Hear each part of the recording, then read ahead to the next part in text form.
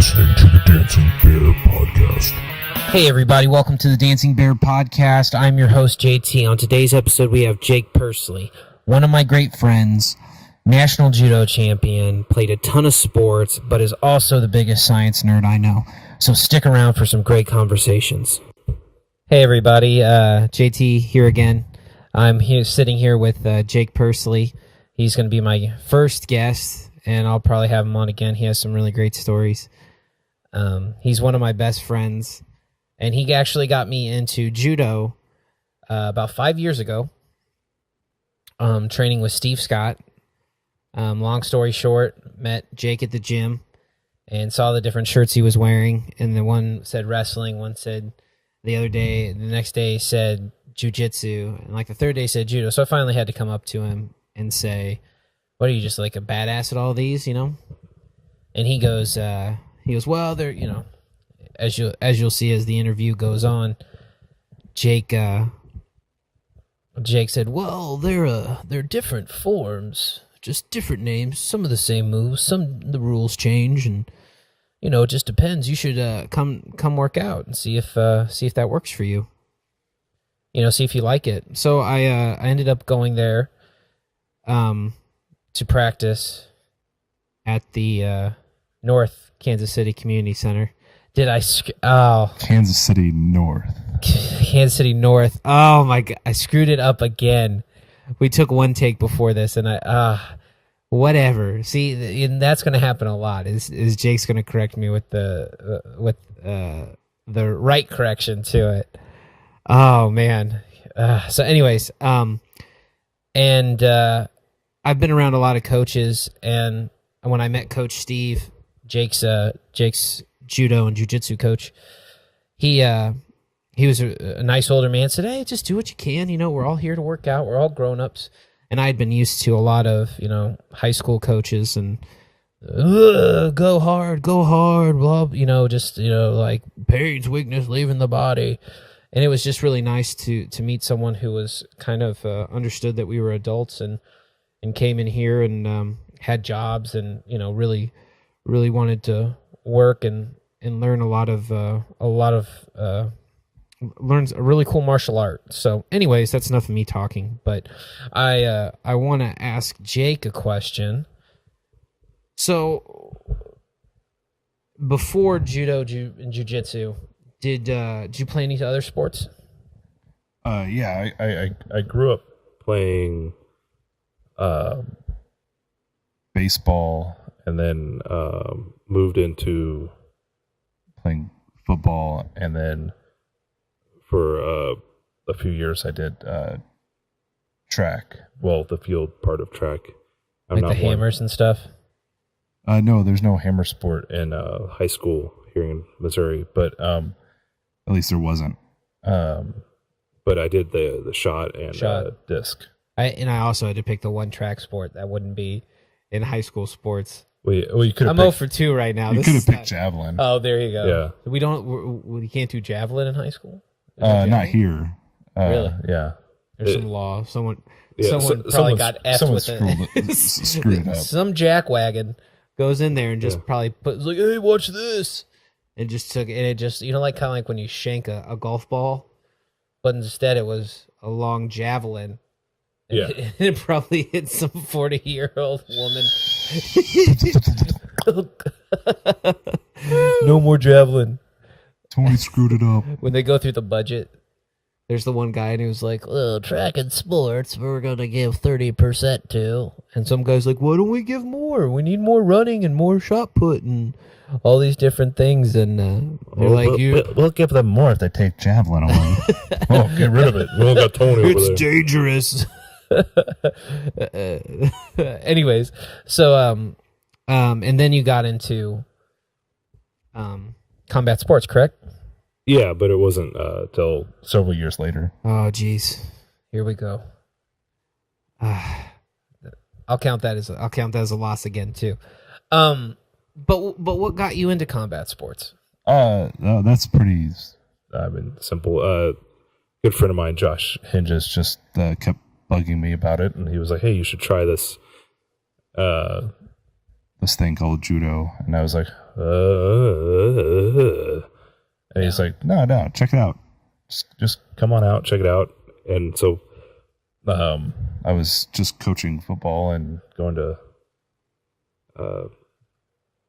college at the time. And so he just, he was persistent. And finally I was like, all right. So I went on it was a Monday at practice and thought it was one of the greatest things ever. And so, well, let me ask you, I should have asked this before. What was your knowledge of judo?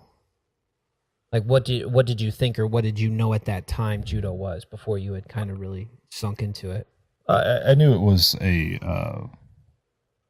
jacket grappling sport that was in the Olympics, and so I knew you could do you could win by a throw, and I knew that you could do like some of the joint locks. I didn't know that was about it. Yeah, you weren't too into that. Okay. Yeah. Okay, cool. Because a lot of people, they lump a lot of like, oh, that's karate, or that's taekwondo, or what's judo. Like some know that, oh, this one does a lot of kicks. What's this one? So it's just kind of, it's a lot of those things. And now that there are a lot of athletes kind of using judo, it's kind of nice that people are. I just think that there's still kind of a what's judo, Yeah. And they don't realize that it can be a lot of fun. But anyways, continue, my friend. Yeah, no, it's just basically I showed up and thought it was one of the coolest things, and then what did you like about it? Like what made you keep coming back? It made me think while I was working out. But my body took to it. Yeah. It was I had to figure out how to do things, and I had to I just kind of had to mesh the physical aspect with the mental aspect at the same time, and that was really refreshing. And at the same time, I wasn't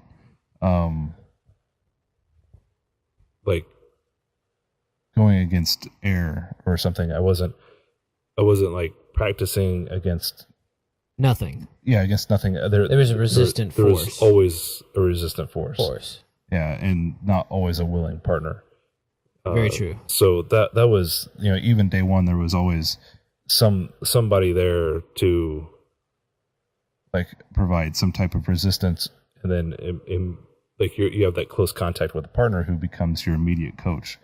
And that really reminded me of, the football closeness of, because I was on the offensive line and defensive line, and you have the very close relationship with the people around you. That's a subset of the rest of the football team. So that intertwined relationship, even though you're working together, it's still a team aspect, though it's still an individual sport of judo. Yeah, is somewhat similar to that of football. Yeah, I agree, and I think a lot of people are like, they think you're the only person going on the mat if you're competing, and that sort of thing. But a lot of people don't. I don't think take into account that their partners are teammates, that they're not an island. That other people make them better. Yeah. And that's what I found when I went to that first practice. Well, halfway through, because I went to the wrong one, because I can't even say if I can't even say the right community center, just imagine trying to get to the right community center. And you've been there hundreds of times. Well, now exactly, but I never can't say right. Yeah, that's true. You just know where to go. I'll just go put on my jacket. Just point me in the right direction, man. But and I found that out, and I think a lot of people that even just do other sports in various either combat and what they tend to find the people that they work out the best. Like obviously they're the people that be like, hey, you don't go that hard, I don't go that, there's we're gonna spend half our time talking about the move than doing it. But the thing that I liked, and the thing I'm really lucky is that I got Jake as my partner for a very long time. because I mean, like when I'm put in holds now, and when I'm getting all sorts of yanked on my arms, my legs, and I'm like, this is a vacation compared to what Jake did at 20%. If you have a chance to roll with Jake or to learn, especially to learn from Jake, he's a great coach, and he will definitely get you better. He can be a smart aleck at times, but he's such a great. Don't shake your head. He's a really great coach.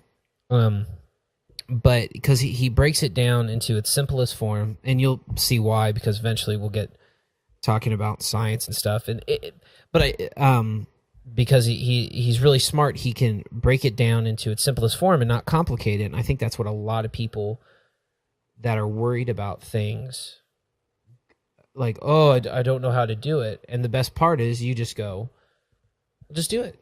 And that's the one thing I always liked, that I like about it is, oh, I get to do it.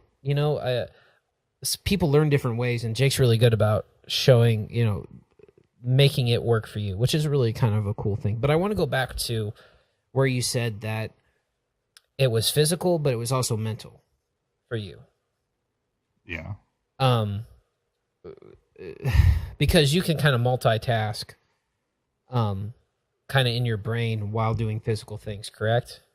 It's kind of yeah. So, I mean, I think that's mostly standard for you.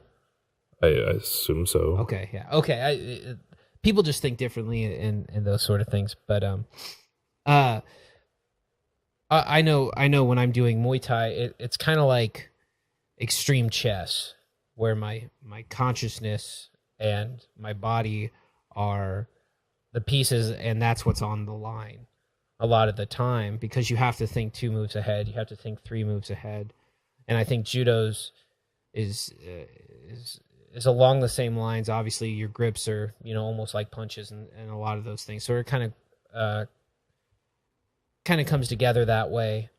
On that, is that what you feel when you're going against someone? Well, it depends. It really depends on the person that I'm the person situation. So like in class, there's several like kind of phases of like my mentality. So if I'm just in class just to learn, I'm not there in any way, shape, or form to compete. So I just like to absorb as much as I can. So I like to be very observant, very kind of drill oriented. Yeah, not necessarily. I don't like to be mindless, but I like to do something several times until I get a very feel for it. I want to feel it and know where my body is supposed to go. Gotcha. And be comfortable with the transition from one position to the next position, or one start to the next, like key frame to next key frame, for each like drill that we're doing, or each position that we're doing, or each stage of submission, or from one grip to the next grip, or one throw to the next, or entry to the next throw, whatever it may be. Combos, those sort of things. And that's like when it's like a learning phase. And then there's like the part where if I'm trying to get ready for a tournament or something, then I have to be more mindful of gearing things for what I find useful, because some things don't work for my body, or for what I think to use. So I have to kind of shed some fat around some things. You have to kind of cut away what you don't need. Exactly. And so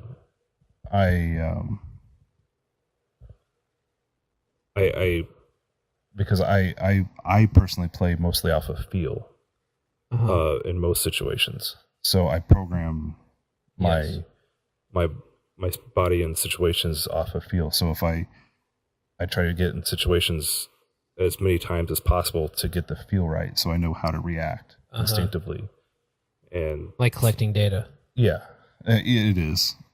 and other You're people. real quick. You're also getting your PhD in physics, correct? Right now, I'm working on my master's, Master's, but eventually my PhD. PhD. Okay, this is what happens when a person that knows physics and is really good at science and math takes up a combat sport. There are people like him out there, and what they're doing is collecting data. It's very impressive when you see it. You see what Jake can do when he analyzes a lot of moves and really research. Like that's the thing that some people are like, I'll go in there, I'm just gonna arm lock them. Well, that's good, but there does need to be some research into what you can do. Correct? well, you have to know what you're capable of and what you do well, because there's some people that the way that they work is very like programmatically. They go this move to that move. They go to to that A to move. B to C. Yeah, and they have this Progression. Yes. and it can branch and it can do various other things from Yes. A to B to C to D to E, and then A to B to 9 to 10 to 11, 12, depending on how things change. Yes. Or it has to always start back up at the A. Yeah. And, and as you work with people, you see how they kind of flow through, whether they restart and go again or if they just continue to flow with. And let me ask, in martial arts, do you see an art to it? Do you see like the creative? Do you see the creative side Yeah. to it? Like people, like, oh, that's really creative, or that's off the wall. That's what I think that the martial arts part comes, where it's like you're saying, you create your own game, you create what works for you. Yeah. I I do. mean? I think people get stuck too much on rule sets that inhibits their ability to create. because they're Too focused on whatever rule set they're trying to play towards. Yeah. But I also think at the same time, there are other people that are work well within rule sets and are able to be creative there. But I think that's a limited subset of people. Yeah. so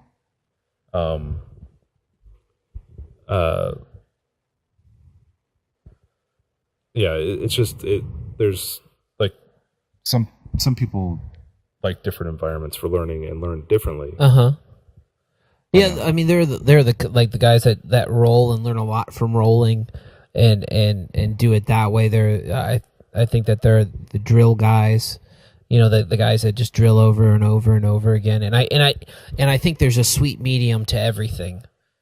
yeah Where it's like a well-roundedness. Well, there has to be, and that's where I think a lot of people make a mistake is they mistake what they want to do as a competitor versus what they need to do as a competitor. Yeah. And so they find coaches that do what they want to do, not necessarily what they need to do. Gotcha. and so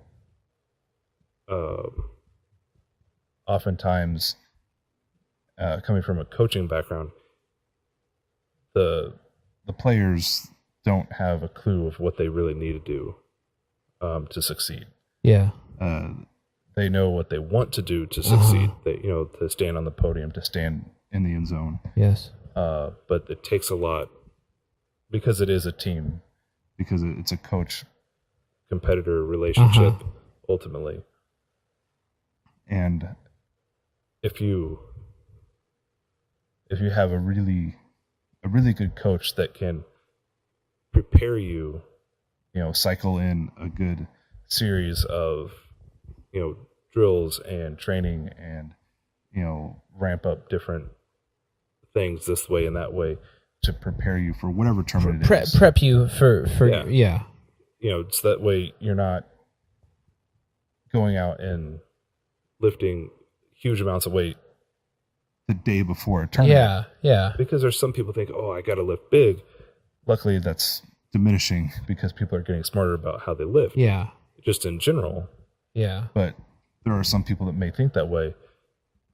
But but I think overall that's decreasing. And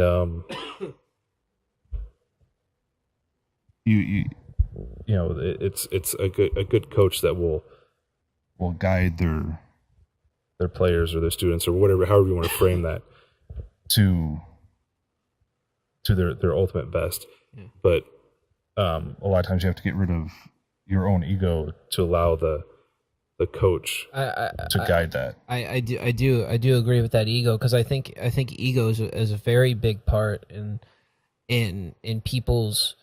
It almost creates walls that I don't think people can get past, because they're thinking, oh, they're letting that ego take a hold of it instead of being accepting of it. You know, thinking, you know, like thinking they're better than it because that ego gets in the way instead of just doing it. Yeah, like I can do this without anybody. Yeah, type mentality.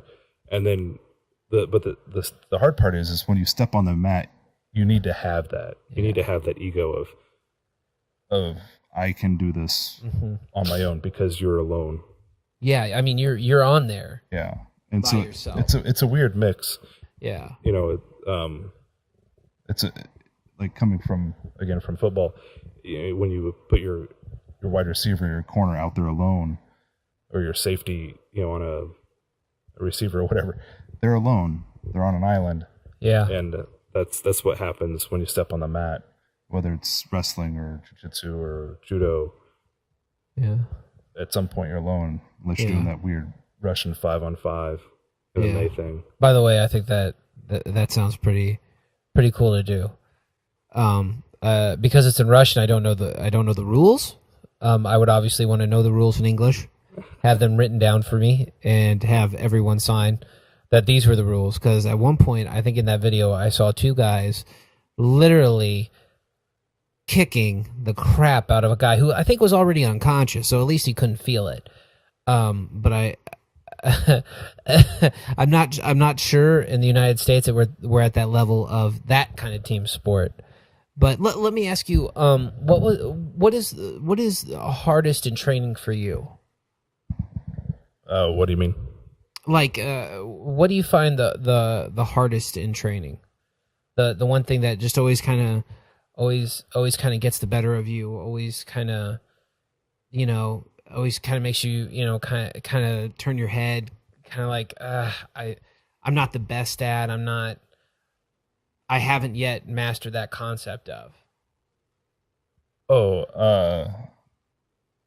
me, it's knowing, like,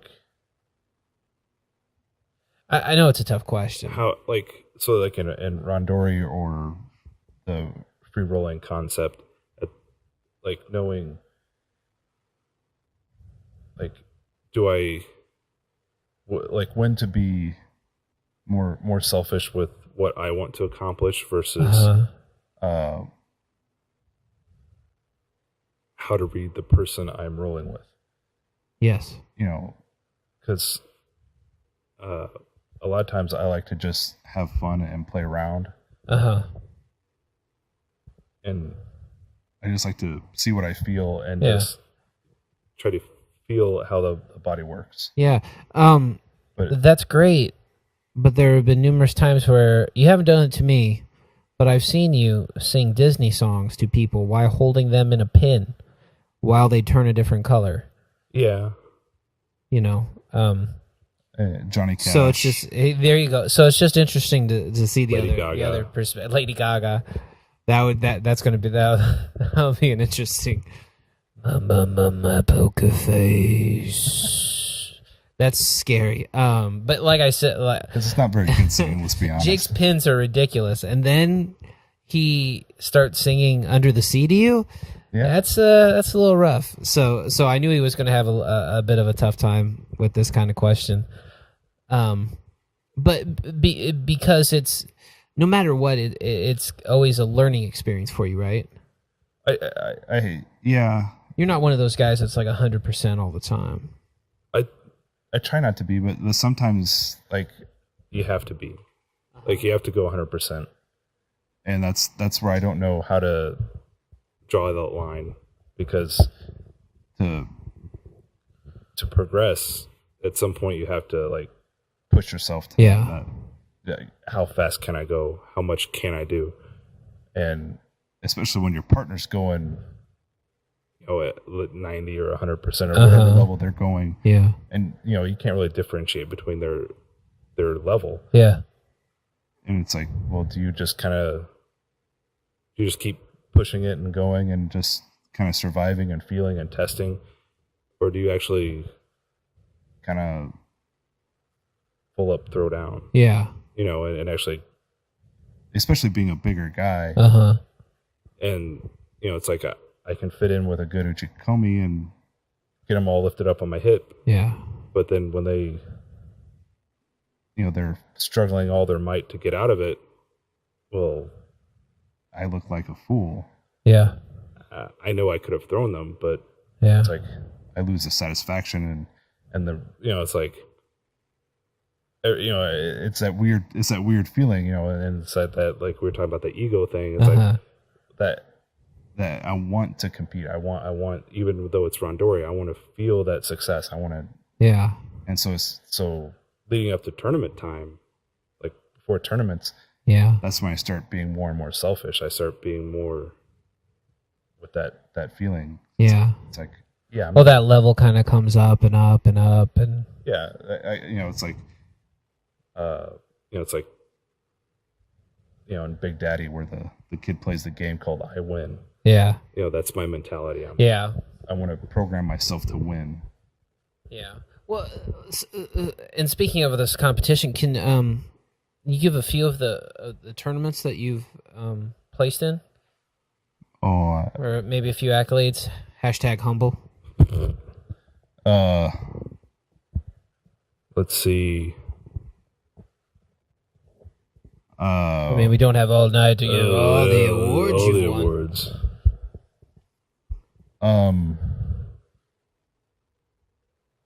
Well, I won the AAU freestyle nationals. And I've won the Grand Nationals AAU. Grand Nationals. And the WOMA World Games, grappling. And where was that? That was in Ireland. How was that trip? The trip itself was very fascinating. Had quite the roommate. I hear. I've heard this story before, guys. It's a good story. I'm not gonna have Jake tell all of it.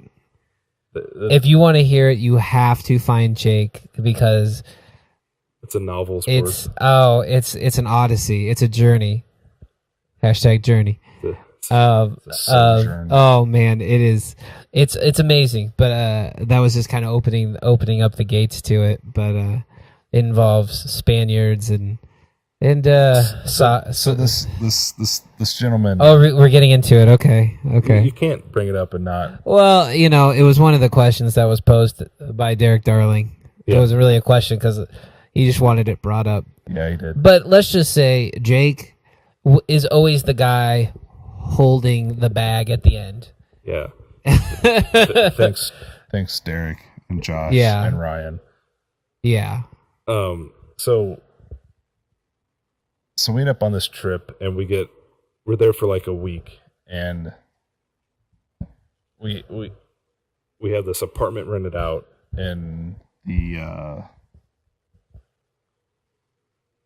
there's another guy who needs a place to stay, so he gets kind of lotted in with us, so it kind of alleviates some of the financial strain on all of us.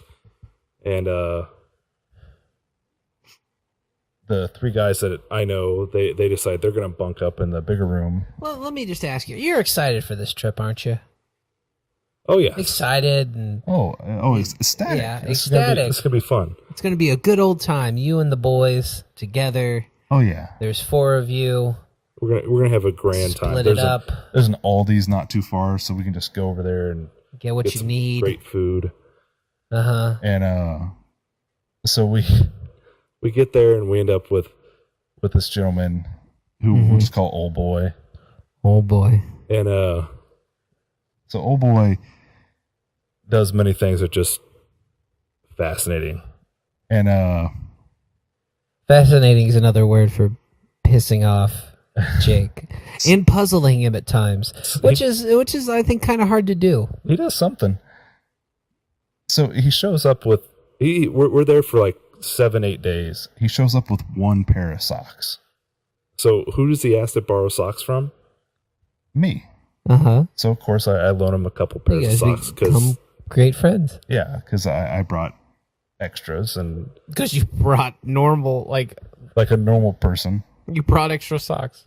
and so Old Boy borrows my socks and So he wears out his first pair the first day. How do you wear out a pair of socks in the first day? He gets them like muddy and sweaty, so he's Oh, not geez. gonna. Yeah, he's like, I'll wash them and dry them. okay. And does he bring a dryer? Is there a dryer there? No. No. And anywho, Would have been better if he just brought the detergent. Yeah. Like he's like, I got the detergent for it. it would have been. Keep going. So Mind you, why didn't he bring any extra clothes? because his bag was taken out By some type of sports drink he brought to sell No. that he didn't declare, No. but he didn't get checked because he's. former military. Oh yeah, So he brought sport drink. Yeah. instead of clothing or money.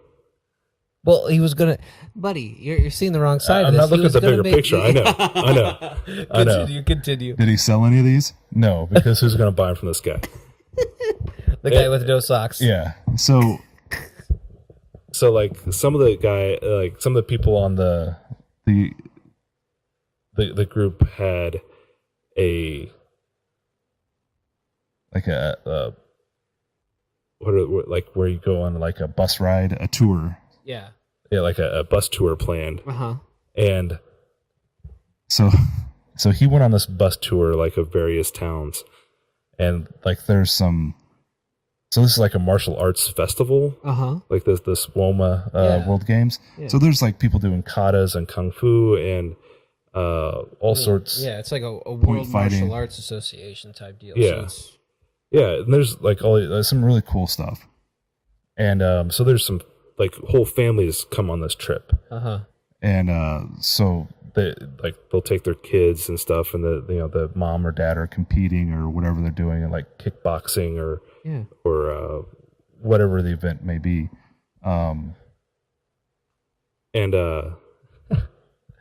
So This guy goes on this tour, and they get to some town, and he's gone all day by himself because he's alone. He has well, you weren't going to go with him. yeah. Well, we found a place to train. They're in town, And so we're working out. Train. Yeah, we're having fun. and Look, real quick. Did you have any kind of drink to quench your thirst? No, See? yeah. See? You would have. I would have. Continue. And so like everybody's getting back on the bus, so they go to the next stop. And this Oh boy. Yep. comes sprinting, And mind you, he's like 6'3", 6'4", balding, short hair. Barreling at you. comes sprinting onto the bus. Onto the bus.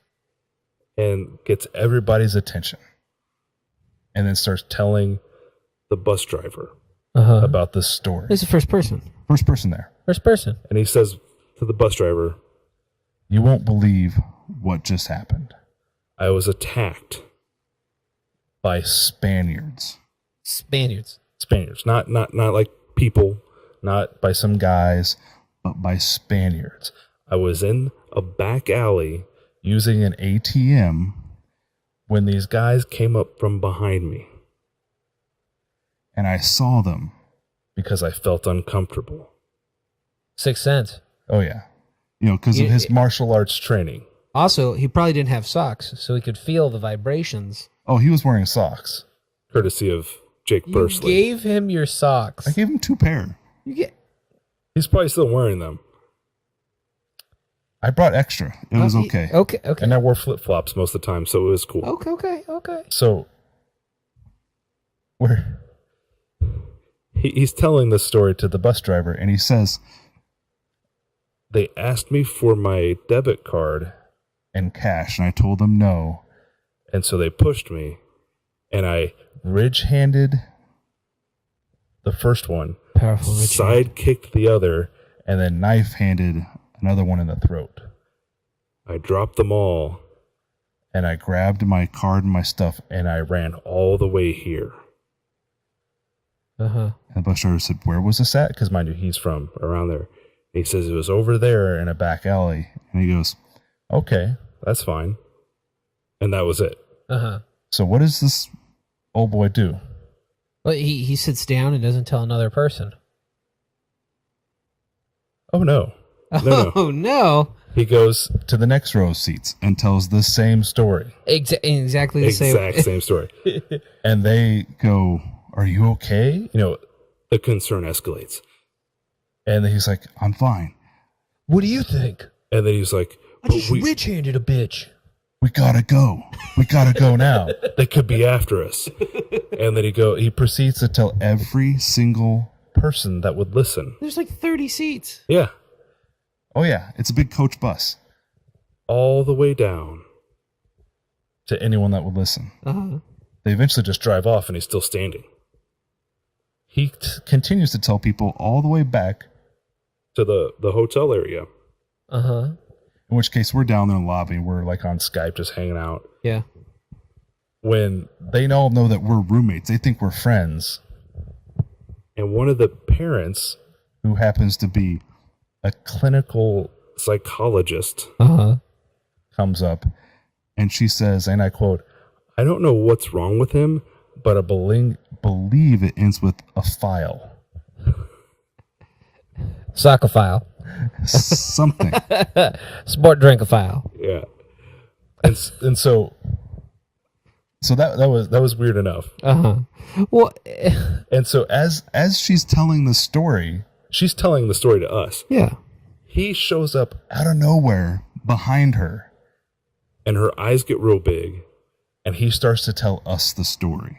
I was attacked by Spaniards. Spaniards. And so we asked, Spaniards. "How do you know they were Spaniards?" I don't know, because they talk like those Mexicans. Nice. Yeah. Oh, yeah. Way to gather your military information. Oh. He was kicked out of the military, by the way. Oh, there you go. Yeah. It's a dangerous, lethal weapon, my friend. Oh. And Uh-huh. Anytime we talked about him. anytime the dude would show up out of He would nowhere. just appear behind you. So one time we were... That we were- is disturbing. We were entering a building. Uh-huh. Not like... Where he should be. Uh-huh. And we're talking, and there's a door there. And we're just sitting there, we're like, Just with general concern, like, is he okay? Because Yeah. he got beat up by a dude named Fluffy in the tournament. Uh-huh. like Fluffy from Wales. Okay. Big giant. big giant dude named Fluffy. Yeah. Beat him so bad that What was it in? Just karate? Point fighting. Point fighting? Yeah. Mhm. Beat him bad. I mean, to the point where they had to Call the match because he was seeing things sideways. Didn't Fluffy know that he ridge-handed a Spaniard? Then Apparently he didn't get the memo. He didn't I'm get just the memo. saying. But anyways, so we're like concerned about like this guy's Uh-huh. mental stability. Yep. We open the door and Guess who's standing on the other side of the door, just like, slack jawed and like just ready to... ask us if what we're doing tonight. Hey, what are you guys doing tonight? Yeah, old boy. You want a sport drink? You guys, you want Sport drinks. Want a sport drink? The kids love it. So this dude would Uh-huh. get up at about 3 or 4 in the morning every night. Because you got stuck with him as a roommate. yeah I don't want that to be lost on people. no I pictured Jake like, so guys, I mean, I hope no one has to room with him. Jake turns, and when he looks back, there's a cloud of smoke. uh-huh And the other guys, they're sharing beds in another room when someone they're sharing beds. Could be on a pull-out couch in another room. Uh-huh. but instead they're locking Themselves in a room, Yes. so that way he can't disturb them. Gotcha. And I'm with him, Trying not to die. trying not to. So you're lucky he didn't wear you as his socks. I didn't Like a sleep Jake for a week. Bears a week in a different country where there's already a time change. Oh yeah. That's horrible. so this guy Continue. would get up at about 3 or 4 every morning Uh-huh. And he slept. in his whitey tidies. Sexy. Oh, Immaculate. Sexy. Yeah. and his socks. Which were now your socks. Yeah. He Which brought were his so socks 8 now. Uh-huh. 8 nights. 3 pairs of socks The first ones were ruined the first day, so now 2 pairs of socks. for 7 nights. And he went walking /running every morning at 3 or 4 in the morning. in a foreign town in Ireland. Full of Spaniards. Full of Spaniards, apparently. And he would Hashtag sleep Spaniards. On top of the covers. with his socks on. And sometimes his shoes. And sometimes his shoes. Yeah. Well, I mean, he's trying to be polite. Right. So he would take his clothes off And then he would put his shoes back on Uh-huh. and sleep on top of the covers. Yeah. And then he would take his shoes off, put his clothes on, same clothes from the day before. Uh-huh. because he only brought, Like the 2 outfits. What about underwear? I didn't dare ask. And then he would go Walking. Well, apparently at some point he befriended he befriended a girl in the butcher shop Oh, no. because he spent all of his money that he brought on some fancy meat from the butcher shop How was he going to cook it? well, we were in a little apartment. Oh, okay. that had 2 rooms and a A Yeah. kitchen area and a Uh-huh. living room area. So he was going to cook it. No bread, no nothing. That was all he was going to eat for. and it was like a pound and a half of meat.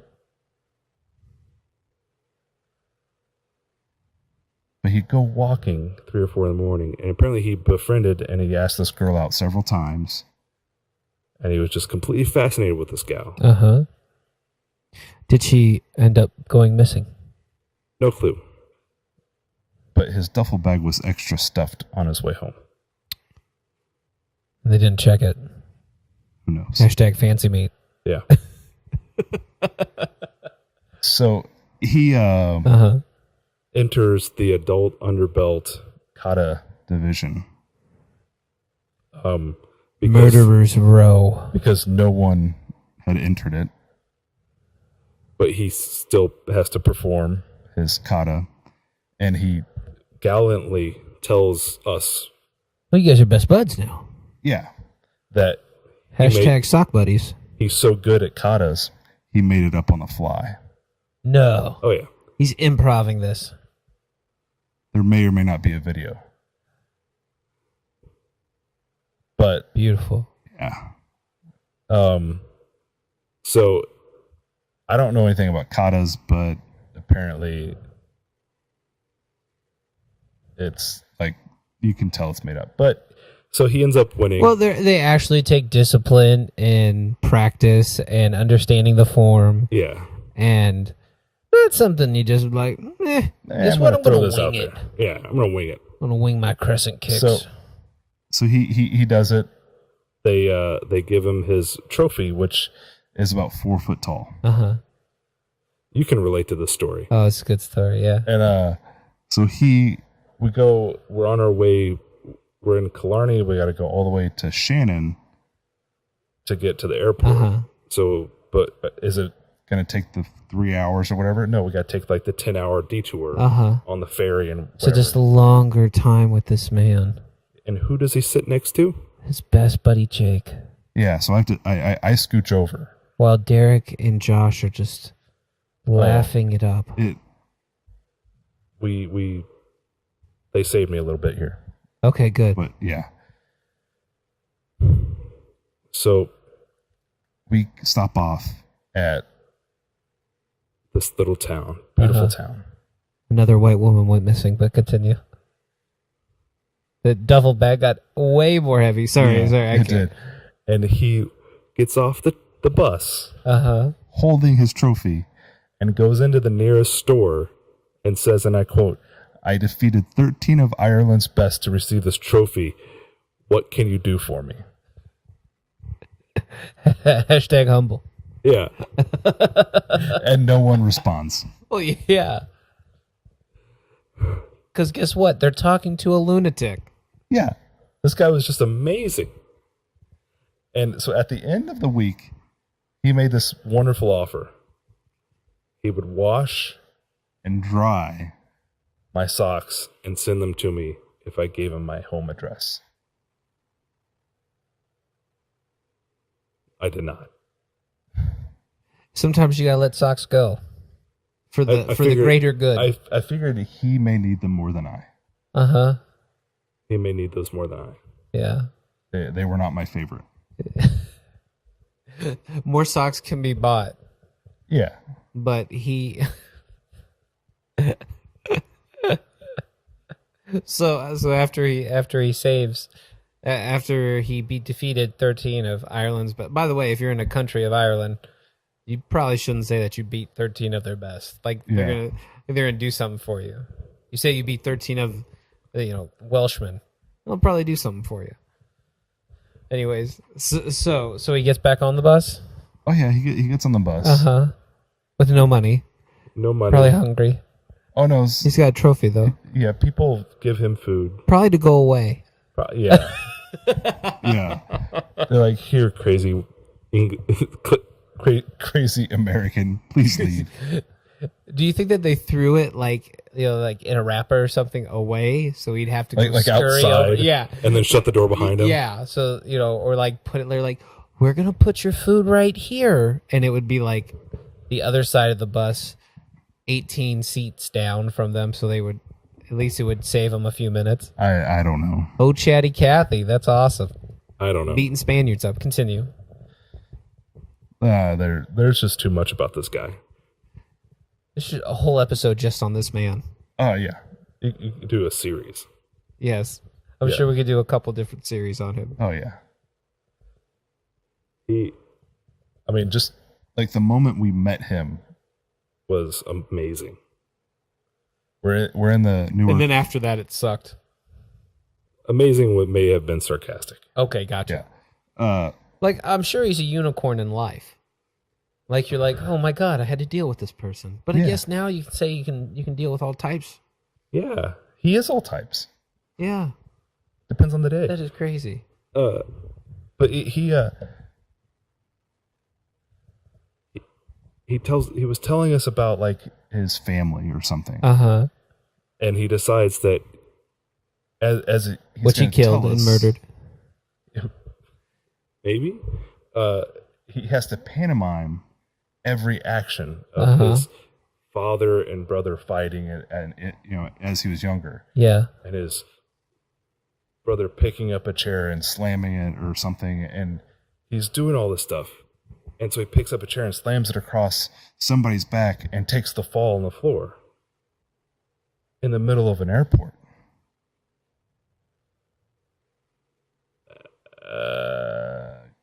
Okay. It's like, what are you doing?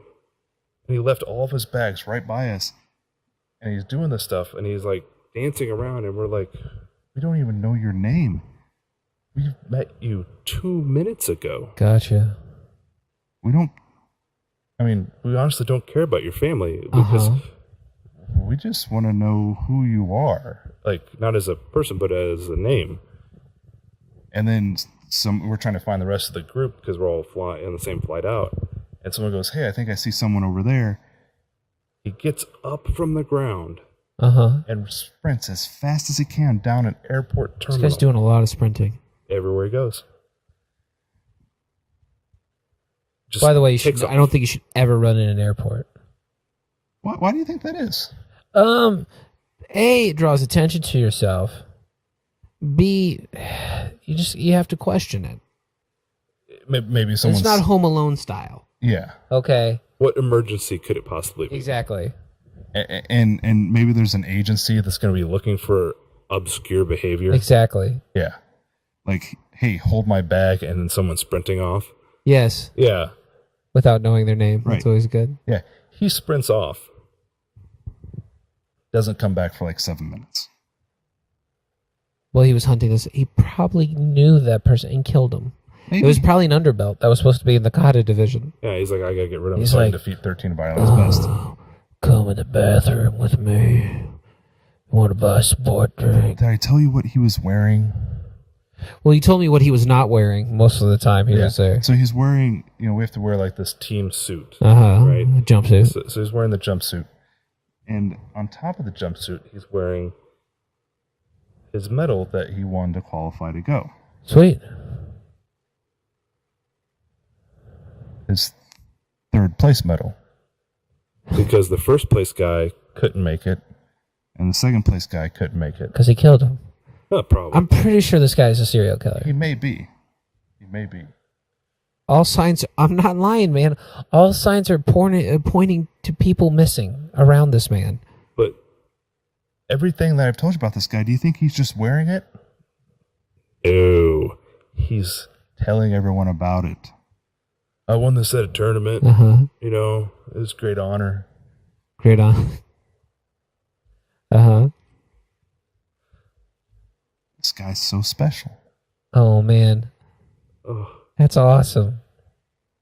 That's fantastic. That's such... I'm just glad you're around to tell these stories. Yeah. That is insane, buddy. That is insane. I'm trying to continue, but there's so many things running through my mind.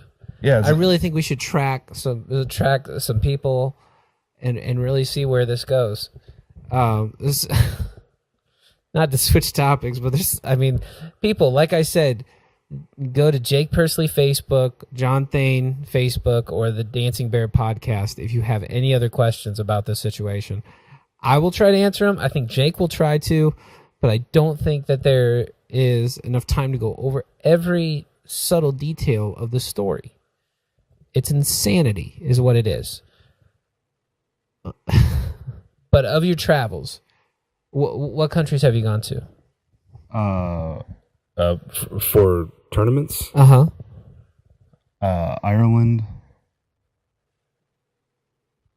Wales. Don't like the Welsh. Why is that? They're rude. fair enough. They're rude people. I was there and I ate at one of the restaurants, and one of the most kind of uncouth things you can do around foreigners is speak your native tongue, because what am I supposed to think that they're saying? Oh, this guy's hot. Hashtag Husky is where I'm at. You know what I mean? Like Husky brand jeans. But I'm probably like a Welsh 8. I'm probably a Welsh 8, I would say. Hashtag humble. Sorry with all these hashtags, but Jake and I, all we do pretty much is message each other. I can't remember the last real message we sent each other, like, hey, how are you doing? It was just always been hashtag something. But yeah, okay, so England, Wales. Yeah. Ireland. Ireland. Yeah. Where you almost didn't make it out of. Right. And Germany. And that guy almost didn't make it out of, too, because eventually you reached your limit, right? That's a whole podcast in itself. Yeah, we'll eventually get to there, but I want you... That one needs to have Josh. You got to get the full effect. We will get there. But just so you know, Jake does have limits. It's not like, oh, everyone was happy and they left. Jake has limits. Yeah. Continue. So, where else? Two of the most patient People in the world about broke. So, Germany, where we almost didn't make it out because we ran into another lunatic. And that one, Josh. I was supposed to go on that trip. Yeah, you were supposed to be there. But I can travel on Delta because I have a severe peanut allergy. This is, oh my Gee, I can't believe I'm telling people this. We'll have a severe peanut allergy. But anyways, I can travel on, airlines that just don't serve it, but only serve like a cookie or something like that. But Southwest and what I thought was Delta, but I'd actually booked it with American Airlines. I went, I better check my flight. And then speaking of that, Jake has actually saved my life because of this. But anyways, back to why I couldn't make it to Germany. It's a good thing I didn't. What ended up happening was I couldn't make the trip because they weren't going to guarantee my safety in it, because they weren't going to tell people not to eat their snacks, and we're talking over the ocean. And if I kind of get around it and I'm around it for a little bit, my throat closes up. I get hives. It's kind of a bad deal. And I really wanted to go. I had trained my butt off for this tournament, to go, and I was in. And the best part is, if you have friends that are around your weight, you go, hey Jake, what weight are you at? Because if you go to any tournament, even local or whatnot, a lot of the people that put it on will say, oh yeah, we got people coming that are your size. Well, if you have a club of a couple heavyweights and you all show up to that tournament, they're going to be like, oh, well, you guys are the closest size, and it gets a little tough to do it that way. But anyways, so Jake was in like the 220 bracket. I was in the 220 above bracket. And I knew a few people that had signed up and were messaging that were from different countries that were signed. So I was going to get some fights, and Jake was going to get some fights. And we had like a 170, like a 180, and a 155, somewhere around there. So we had a full team going. We had Sarah Schneider, Derek Darling, Travis Conley, Josh Hinges. So it was a full team, full American team. Jake Pursley. And I had to call and obviously upset. I had to call my coach Steve, and I called Jake and said, guys, I can't go. I've talked to 3 customer service representatives, and they said there's nothing they can do. And I'm mad because I had to pay all the money and all that. But anyways, I'm just upset I can't go. And it's a good thing I didn't, because when you want to take the rest of this, or do you want me to get to after this point? It's probably best just to give it a short one, because short one, yes. Well, I'll get to the point that when the car showed up, there was enough room, barely, for the people that showed up, which meant that I would have been left at a German airport for 4 hours. Minimum. probably about 7. Well, if you think 4 there, 4 back. Papa Bear don't do too good in that kind of situation, let alone surviving 8 hours across the ocean without having my throat close up on me. I will say the Düsseldorf airport is awesome. Yeah, I'm sure it is. So, one of us would have stayed. It probably would have been me. Yes, we would have been cool. Oh, we would have had a good time. Some fun. The 7 hours I wouldn't have been excited about being there for. But the largest bullet was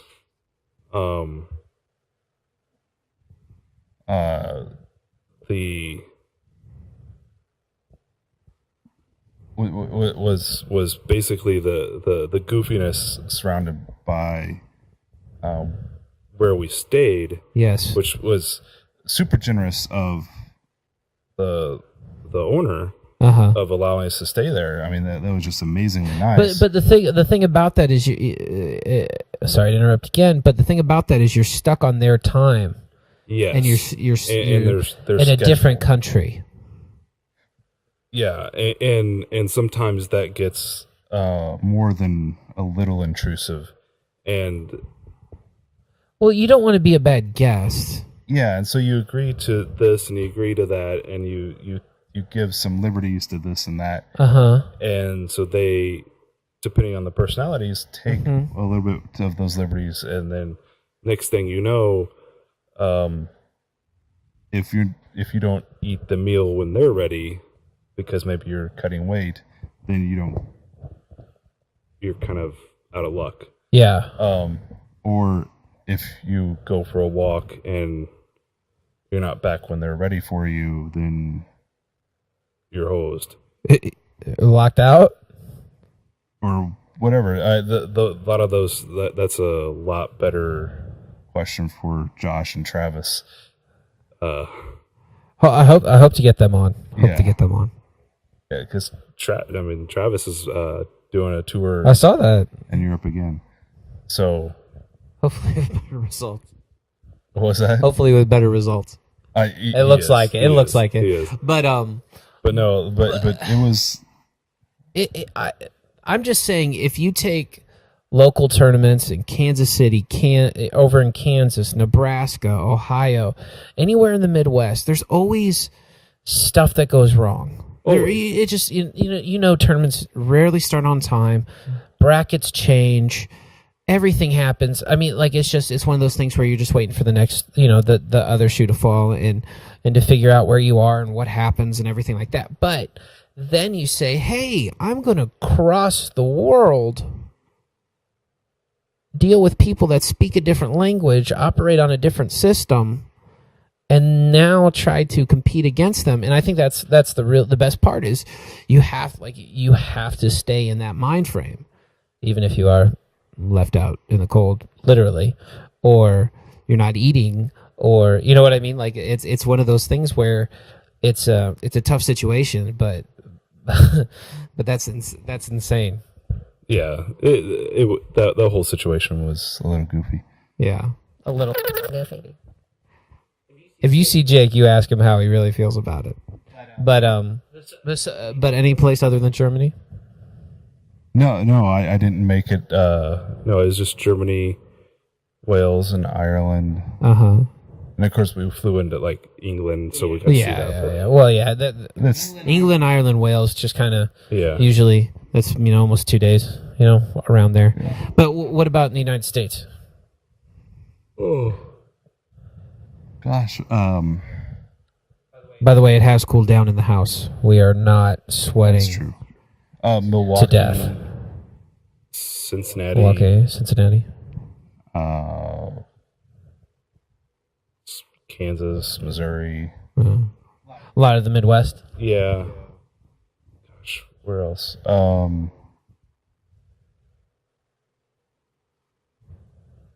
Well, we did Arizona. Did we do Arizona? I don't know, but I know that's where I'm going to leave you. A Oh, Wheezing that's true. Husk. Gosh, Texas? Did you compete in the old Texas not. with your love for it? no, not in judo. Not in judo. Um, I'm drawing a blank. Yeah. Well, we are kind of getting a little late into this, but I just one or two more questions for you. Do you enjoy being an athlete more or a coach? Now, I know that's a tough question to answer because you probably like things on each side. And we've talked about being an athlete. What about being a coach? which question do you want to answer? That one. No. What do you like about being a coach? I like that Aspect of sharing what I know Yeah. and seeing someone else be able to absorb it do and it and do it. get better at it. Get better and improve. Uh-huh. Improve that type of Yeah. situation. Now, what would you say that your coaching style is? If you had to say you had a style. Good start. Hard questions here on the Dancing Bear Podcast. Terribly hard. Extreme podcasting.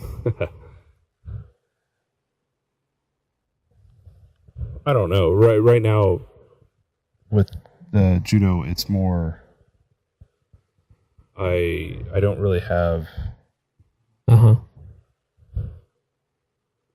a lot of specifics because I don't have anyone like competing. So it's different than. Yeah. Well, and you're also recovering from an ACL surgery, Yeah. correct? But you got basically the brace off. You just have to kind of take it slow and still rehabbing it. Yeah, so it'll be several months before. I'm Uh-huh. able to do make good work. So right, I don't know, I like to focus on simple movements, and then work those and build those out into like something that's the cool technique, or not. Yeah. What I think is cool. So start with something that's very basic, a very basic skill, And then show that into a technique, and then work the next skill. which is So would you say you kind of have a building upon stat, like a formula Yeah. that we're going to start with A to go to B, but A builds to B, which builds to C, kind of Lego style?